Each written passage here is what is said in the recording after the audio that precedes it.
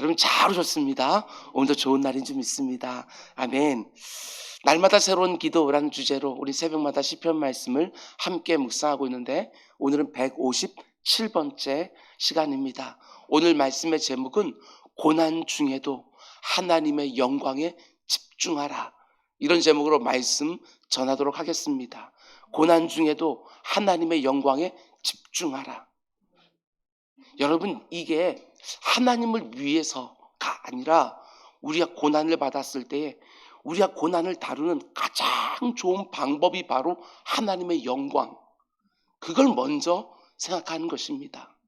내가 지금 처해 있는 그 고난에 집중하기 시작하게 되었으면 아무것도 보이지 않습니다. 엉뚱한 결정을 하게 되어 있습니다. 그런데 하나님의 영광에 딱 집중하게 되었으면 문제가 아주 간략해집니다. 그리고 내가 무엇을 해야 되는지도 분명해집니다. 교회 생활하면서도 이런저런 억울한 일들, 힘든 일들 많이 겪게 되어지지만 그때 나 힘들고 어려운 거 생각하기 시작하면 그 가운데 헤매게 되어 있습니다. 그런데 하나님의 영광만 딱 생각하게 되었으면 내가 무엇을 해야 되는지 너무나 명확하게 보여지는 것이지요. 모든 인생의 고난의 문제가 바로 그와 같습니다. 하나님의 영광을 먼저 생각하면 고난에서 금방 빠져나게 되어 있어요. 오늘 시편에 표제어가 붙어 있지 않습니까? 다윗이 사울을 피하여 굴에 있던 때에, 다윗이 자신을 죽이려는 사울왕을 피하여 안전해 보이는 굴에 숨었습니다.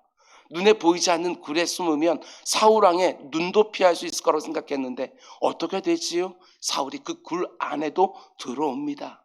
물론 다윗이 그 안에 숨어있는 줄 알고 들어온 것은 아니지만 자칫 잘못하면 발각될 수 있는 위급한 상황에 놓인 것이지요. 그 위급하고 다급한 상황에서 다윗은 기도하기 시작합니다. 하나님, 내게 은혜를 베푸소서. 내게 은혜를 베푸소서. 내가 주의 날개끈을 아래로 피합니다. 이 재앙이 지나가기까지 내가 기다리겠습니다. 그렇습니다. 우리 성도들이 인생을 살아가다 보면 참 위급하고 다급한 상황을 맞기도 하지만 비교적 안전해 보이는 이런저런 인생의 동굴로 도망간다고 해서 안전해지는 것이 결코 아니지요.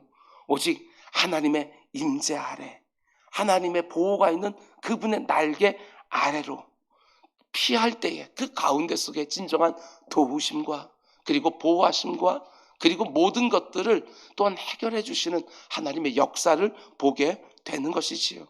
그게 바로 성도가 이 땅을 살아가며 문제를 다루는 첫걸음이라는 것입니다. 그럼 그 다음 걸음은 무엇이냐? 오늘 본문을 보면 다윗이 계속해서 기도를 이어가기 시작합니다. 특별히 자신이 지금 얼마나 위태로운 상황에 있는지, 지금 자신의 심정은 어떠한지 하나님 앞에 아뢰기 시작하는 것이지요. 피해서 아뢰는 거예요. 4절, 내 영혼이 사자들 가운데 살며 내가 불사르는 자들 중에 누웠으니 곧 사람의 아들들 중에라. 그들의 이는 창과 화살이요 그들의 혀는 날카로운 칼 같도다. 다윗이 지금 얼마나 위급한 상황에 처해 있냐면 자신이 처한 상황을 내 영혼이 사자들 가운데 살고 있다, 이렇게 말을 합니다. 짐승들 가운데 사자보다 강하고 사나운 짐승이 없어요. 사자가 물어뜯으면 다 찢기는 것입니다. 그런데 자기 영혼이 그 무시무시한 사자들 가운데 살고 있는 것처럼 느껴지는 것이지요. 정말 그렇습니다. 동굴 안 깊이 숨어 있지만 동굴 안까지 사울왕이 지금 들어와 있는 상태고 밖에는 그의 군사들이 쫙 진을 치고 있으니까 사자들 가운데서 내가 살고 있다, 이렇게 고백하는 것이지요. 뿐만 아니라 자신의 처지와 심정을 이렇게도 표현합니다. 내가 불사르는 자들 중에 누워있다. 여기서 불사르는 자들이라는 원어적 의미는 사람을 산채로 태워버리는 자들, 이런 뜻인데 얼마나 잔인무도하면 사람을 산채로 태워 죽이겠습니까? 그런데 자기 영혼이 그렇게 잔인무도한 사람들 가운데 어떻게 하고 있다고요? 누워있다고. 서 있으면 기회를 봐서 도망이라도 치겠지만 누워있으니까 아무것도 할 수 있는 게 없는 거예요. 사방에 나를 산채로 태워버리고 하는 사람들이 가득한데 내가 할 수 있는 것이 아무것도 없는 것이지요. 지금 굴에 숨어 있기는 하지만 사울왕이 그 안에 들어왔으니까 언제 발각될지도 모르고 밖에는 자신을 죽이려고 하는 군대가 가득하고, 이게 바로 다윗이 처해 있는 현실인 거예요. 숨만 좀 강하게 쉬어도 들킬 수 있는 그런 때지요. 그러면서 또 이렇게 말합니다. 곧 사람의 아들들 중에라. 이게 참 어려운 문제지요. 우리가 이 땅을 살아가며 당하는 위험 중에 최고의 위험은 질병 아닙니다. 가난 아닙니다. 사람이지요. 사람만큼 내 심령을 다 찢어놓는 대상은 없어요. 거기에다가 그들의 이와 혀를 가리켜 뭐라고 표현합니까? 그들의 이는 창과 화살 같다고, 그들의 혀는 날카로운 칼과 같다고. 그 당시에 사용하는 무기들을 다 사용하는 거예요. 그 당시 사회에서 창처럼 멀리서 공격할 수 있는 무기, 화살처럼 빠르고 신속하게 적을 제압할 수 있는 무기, 칼처럼 근거리에서 상대방을 공격하기에 유용한 무기, 그게 뭐라고요? 말이라는 거예요. 그들의 혀와 이에서 나오는 말이라고 말하는 것이지요. 여러분, 그런데 저는 이 부분이 참 놀랍습니다. 잘 보십시오. 다윗이 지금 자기가 처한 이 위급하고 다급하고 심각한 상황을 어떻게 다루고 있느냐, 여러분 잘 배우셔야 됩니다. 하나님이 지금 다윗의 모습을 통해서 여러분과 저도 이렇게 하기를 원하시는 거예요. 그 사나운 사자들 가운데 내가 있는데, 그리고 태워버린 불같은 자들 앞에 내가 누워있는데, 그 절망스러운 상황에서 다윗이 뭘 원하고 있는지 그것 좀 보시기 바랍니다. 5절, 이게 너무 놀라운 거예요. 하나님이여, 주는 하늘 위에 높이 들리시며 주의 영광이 온 세계 위에 높아지기를 원하나이다. 이 고백을 여기서만 5절에서만 하는 게 아니라 맨 마지막 11절도 똑같이 자신이 원하는 게 뭔지를 하나님 앞에 이렇게 고백하는 거예요. 이 구절을 그대로 가지고요 쓰여진 복음성가도 있어요. 우리가 찬양하지 않습니까? 주는 하늘 위에 높이 들리며 주의 영광 온 땅 위에. 우리가 이 찬양을 할 때에 다윗이 이 찬양을 언제 어떤 상황에서 이 찬양을 불렀는지 그걸 놓치면 안 되는 거예요. 그럼 그 의미가 완전히 하감되어지는 것이지요. 나를 찢으려는 사자들 사이에서 내가 살고 있고, 나를 불태워 죽이려고 하는 사람들 그 한복판에 내가 누워있고, 숨이라도 크게 쉬면 그 가운데 발각되어서 죽을 수 있는 그 다급하고 위급한 상황, 그들의 입에서 온갖 악한 말들, 독한 말들이 막 쏟아다니는 그 상황 가운데 하나님이여, 주는 하늘 위에 높이 들리시며 주의 영광이 온 세계 위에 높아지기를 내가 원합니다. 앞에 나오는 4절과 5절이 연결이 되십니까? 그 행간에 어떤 마음의 움직임이 있었는지, 하나님의 어떤 도우심이 있었는지 우리는 보지 못하지만 완전히 달라져요. 나를 물어뜯으려고 하는 사자들 가운데 있고, 나를 불러떼어 죽이려고 하는 원수들 사이에 누워 있으니까 분명히 그 마음속에 왜 두려움이 없겠어요? 왜 불안함이 없겠습니까? 그런데 그 시급하고 다급한 자신의 문제 앞에서도 다윗이 어떻게 해요? 하나님의 영광에 집중하고 있는 거예요. 하나님에 대한 관심, 내가 어떻게 하는 것이 이 순간에 하나님께서 영광을 받으실까, 거기에 초점을 맞추고 있는 것이지요. 저에게 너무나도 놀랍고 너무나도 도전이 됩니다. 나는 비록 이곳에서 죽을지 모르지만 하나님의 영광은 계속해서 온 땅에 퍼져가길 원하는 거예요. 나에게 집중이 되어 있는 것이 아니라 하나님의 영광. 여러분, 그런데 이게 바로 성도들이 자기가 만난 고난을 다뤄내는 방법이라는 것입니다. 이렇게 말할 수 있습니다. 나에게 어떤 심각한 문제가 생겼을 때 우리는 나의 안전, 나의 회복, 나의 명예, 나의 행불행, 나의 이익, 이런 것들에 함몰되기가 쉽지만 내 인생에서 정말 무엇이 중요하고 무엇이 우선하는지 거기에 집중하고 있어야 된다. 먹든지 마시든지 오직 하나님께 영광, 이게 중요한 것이지요. 내가 지금 그 사나운 사자에게 물어뜯겨서 피투성이가 되든지, 잔인 무도한 자들에게 온몸이 불태워지든지, 그 어떤 결과가 주어질지라도 하나님의 영광만큼은 조금도 손상되지 않기를 원하는 것이지요.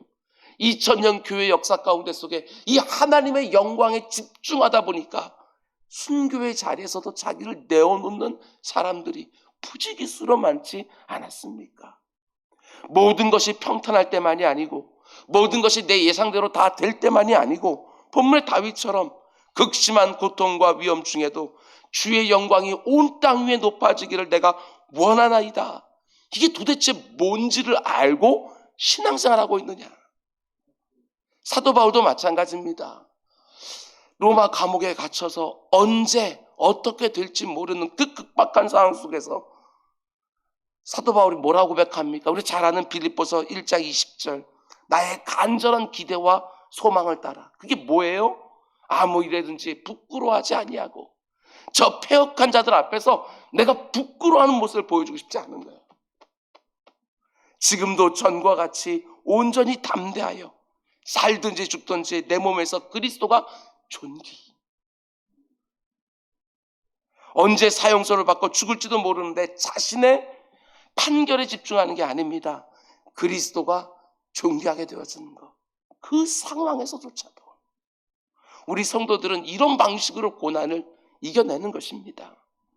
지금 내 앞에 있는 문제에 내 마음을 온통 빼앗기지 마시기 바랍니다. 그러면 그 문제 짓누르기 시작할 것이고 그 가운데 우리는 부끄러운 일들을 하고 말 것입니다. 하나님의 영광을 가리게 될 것입니다. 그 나라와 그 의에 집중하는 것이 아니라 나의 안위에 집중하기 시작하면 우리는 정말 평탄할 때 나는 감히 상상도 하지 못했던 엉뚱한 짓들을 하게 될 것입니다. 내가 아무리 처참한 자리에 굴러떨어질지라도 내가 넘어지고 상하고 곤고할지라도 내 유일한 관심이 하나님과 그분의 영광에 딱 붙어있게 해야 비로소 고난이 제대로 다루어지고 하나님이 원하시는 자리에 견고하게 설 수 있는 것이지요. 그 어떤 상황 속에 있든지 여러분 도대체 어떻게 하는 게 하나님께 영광이 될까? 여기에 집중하면서 문제를 단순화시키고 그 가운데 속에 견고하게 승리하는 여러분 모두가 될 수 있기를 주님의 이름으로 축원을 드립니다. 하나님의 영광을 생각하면 내 영광은 하나님이 책임져 주십니다. 하나님께 온전히 내 마음 다 드리면 하나님께서 나의 모든 필요를 아시고 그 모든 것들을 온전히 공급해 주실 것입니다. 우리는 그렇게 사는 것이지요. 그런데 또 이어지는 6절 말씀 보시기 바랍니다. 이게 우리들의 모습이에요. 다윗이 자기 문제에 짓누르지 않고 하나님의 영광만 생각하다 보니까 마음이 단순해지는데 그 가운데 속에 또 현실을 생각하게 되었으면 마음이 녹아내리기 시작하는 거예요. 이게 우리들의 모습 아닙니까? 6절. 그들이 내 걸음을 막으려고 그물을 준비하였으니 내 영혼이 억울하도다. 그들이 내 앞에 웅덩이를 팠으며. 오늘 본문 성경책을 보게 되었으면요 5절과 6절은요 동그라미가 쳐 있어서 새롭게 시작되고 있어요. 또 그 행강 가운데 속에 이 다윗은 또 마음이 흔들리고 있는 것이지요. 여러분과 저와 똑같습니다.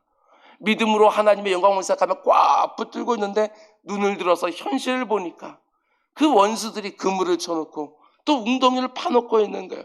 그게 너무너무 또 고통스러운 것이지요. 한마디로 믿음과 현실 사이에서 마음이 요동치는 거예요. 왔다 갔다 하는 것이지요. 하나님의 영광, 오직 내 몸에서 그리스도가 존귀, 이거 생각하지만 현실을 보면 나를 막으려고 쳐놓은 그물, 나를 빠뜨리려고 파놓은 웅덩이, 이게 보이는 것이지요. 여러분 그러나 절대로 현실이 믿음보다 강하다고 생각하지 마시기 바랍니다. 현실 앞에 순순히 무릎 꿇어서 내 마음 그냥 항복하며 내어주지 마시기 바랍니다. 현실의 자리에 여전히 아픔이 있고 고난이 있는 것은 분명하지만 그럴 때 주의 날개 그늘 아래로 또 피하는 것이지요. 말씀의 자리, 기도의 자리, 예배의 자리, 찬송의 자리에서 내 마음을 다 또 붙들어서 계속해서 하나님의 영광에다가 못을 치는 거예요. 이게 바로 우리 성도들이 고난을 이겨내는 가장 중요한 방법이라는 것입니다. 왜 그렇습니까?